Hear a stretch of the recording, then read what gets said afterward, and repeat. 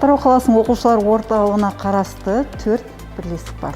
Соның 2 бірлестігіне өткен жылы 20-21 жылдарға арналған үкіметтің жол картасы негізінде 2 үлкен объектіге күрделі жөндеу жұмыстары жүргізілді.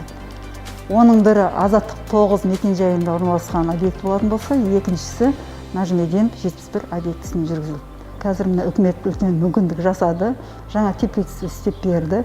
Құдай қаласа 2 жыл, 3 жылдап уақыт керек болады. Гүлді баптап, өсіріп, үлкен ағашқа, жақсы өсімдіктерге толтырылатын болады. Бала саны қазір 400-дің үстінде бала. Үйірме болғандықтан бала өзгеріп отырады. Бірнеше үйірмеге жазыла алады. Бұл жердегі осы объекті бойынша, осы жаңа бағыт бойынша жұмыс жасап жатқан балалар басқа объектілерімізге де бара алады.